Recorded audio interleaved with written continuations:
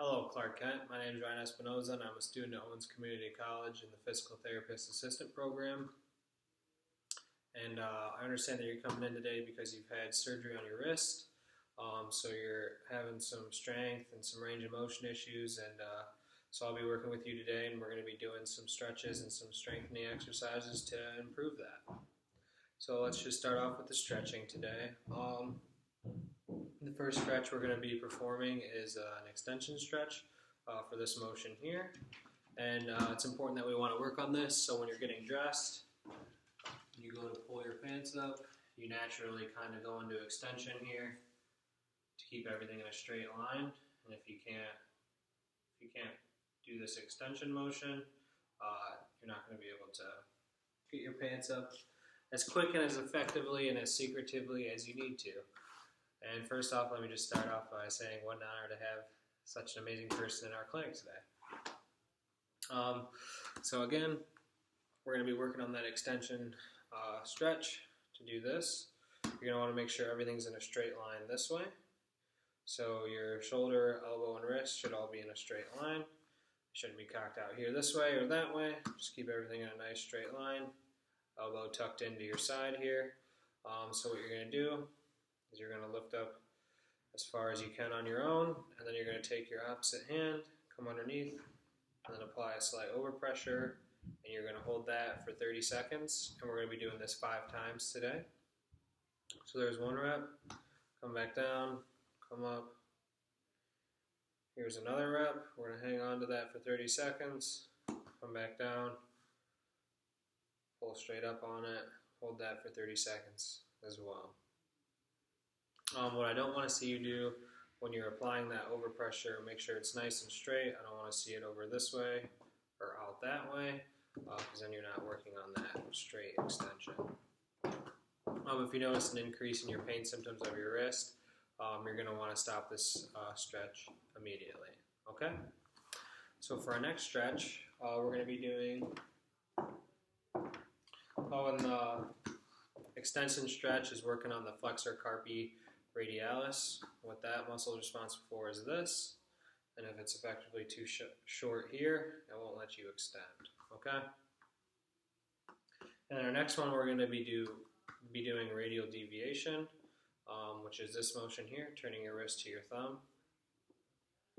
So it'll be something like this, and this is important for you to work on, so that way you can use your zipper, or if you're doing your full-on costume, you can go all the way up. You just need that motion there, okay? So the muscle, or this stretch is going to be stretching your extensor carpi ulnaris, and you can get a better view of this muscle if you turn your hand around. So you're doing this motion here. This extensor carpi radialis runs from here to the opposite side, and just because of its line of pull, it does ulnar deviation this way. So once you go like this, it shortens up. If it stays short, it won't let you lengthen and go this way. Okay? Again, I forgot to mention before, but when you're performing that extension stretch, you should be feeling that stretch all in through here. Okay? So now we're going to do our radial deviation. Get everything in a nice straight line again, as always. Shoulder, elbow, and wrist in a straight line. Hold your hand together. Go towards your thumb side as far as you can. And I like to apply a little overpressure to increase that stretch, and we're going to hold it for 30 seconds. So it's kind of the same as the extension. You're going to be doing the work. You're in complete control. Take it that way. Try and keep your hand flat on the table when you're doing it. Okay. What I don't want to see you do is when you radial deviate, is make like a fist here and do that, because then you're not effectively stretching the area. Okay. Also don't want to see you making compensations this way, because then that takes rid of the stretch that you're supposed to be feeling down in your wrist. Okay. If you notice an increase in pain symptoms in your wrist while you're performing this stretch along the outside, you're going to want to stop this exercise immediately, but when you are performing this stretch, you should feel a nice stretch coming in along through this region here. Okay? I'm going to get some stuff around for our strengthening portion, and I'll be right back. Thank you.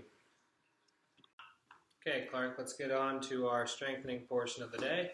The next exercise that we're going to be doing is for wrist flexion, this way. Ooh, it's tough to stay straight. That's one of the things we're going to be focusing on today. It's important to increase this strength. So for when you're carrying people out of a burning fire or a burning building, your wrists will stay nice and strong and you won't drop them. Okay? So what this is going to be strengthening is your flexor carpi radialis and ulnaris, which are two muscles that run from your wrist up to your elbow. Okay? They both run this way. And if one's more dominant than the other, you'll notice you'll be going one way or the other. So that's why we got to effectively train it this way. Try and keep it as straight as possible. Okay, so shoulder, elbow, and wrist are all in a straight line this way, coming straight out from you.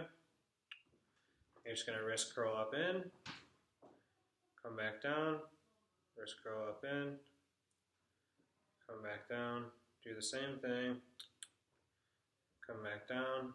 You want to keep that in a straight line as much as possible, okay? But you should be feeling it all along through here. Okay? What I don't want to see you do is going one way over the other. Just keep it a nice straight line upward. Okay? The next exercise we're going to be doing is ulnar deviation, and that is this way, going towards your pinky side with your wrist. And the reason why we want to work on this, so when you're delivering a karate chop, your wrist doesn't, it'll be nice, stable, strong. You'll be able to get an effective chop that way. Okay, so to perform this, same thing. Points of alignment, shoulder, elbow, and wrist are all in a straight line this way. Okay. I like to do it palm side up because if you're here doing it, it's not really targeting the muscle that we're working on, and that muscle is the flexor carpi ulnaris and extensor carpi ulnaris. So those muscles,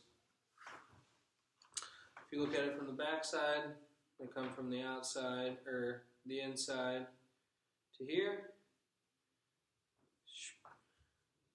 and that's what makes it go this way.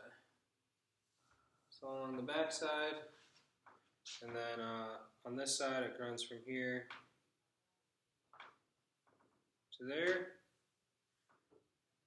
and they both effectively perform this motion. So here you can see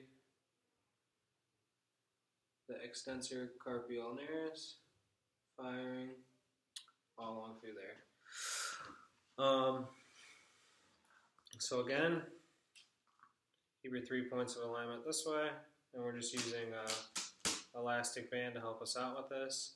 But what you're going to do is make a fist, grab onto that, and you're going to go towards your pinky side, okay? So just like that.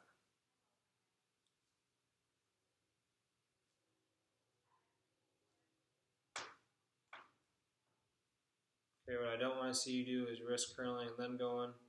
No wrist curl and then go. Just keep it in a nice straight plane and go straight across. Okay? Kind of use the table here as a guide to keep a nice flat wrist. Don't lift up off the table and then go.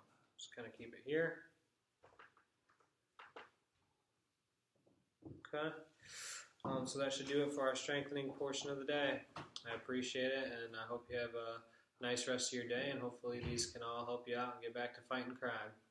So yeah. Oh, I forgot to mention, if you are feeling an increase in pain symptoms while you're performing these exercises, we're going to want to stop it, or we'll modify it in some sort of way to help accommodate that. Thank you, and have a nice rest of your day. Alright, Clark, also before you go on your way today, I have HEP here for you, which is a home exercise program. It's just going to include one stretch and one strengthening exercise that we went over today. The first one was being that stretch. Again, my printer isn't printing these off properly. I have no clue why. But it does list the exercise, the extension stretch.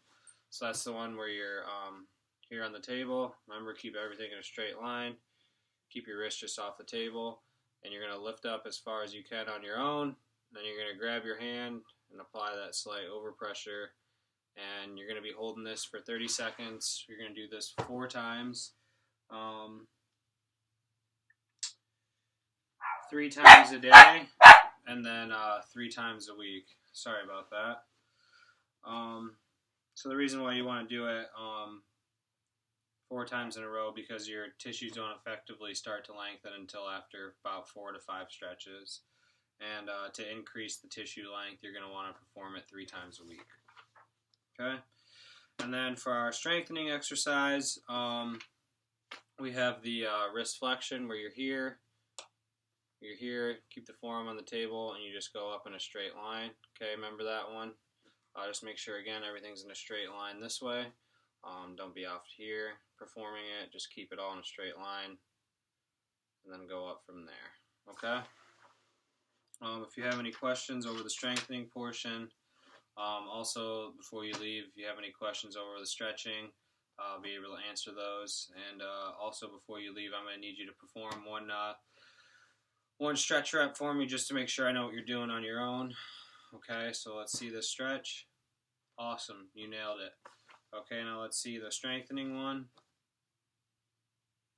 Okay, you did it. Nice. Also, for the strengthening one, I have you completing 6 reps of 5 sets, 2 times a day, 3 times a week. The reason I have this set up this way is because that's just to increase your basic strength. Alright, I appreciate it, Clark, and keep saving lives. Hope you have a good rest of your day. Bye.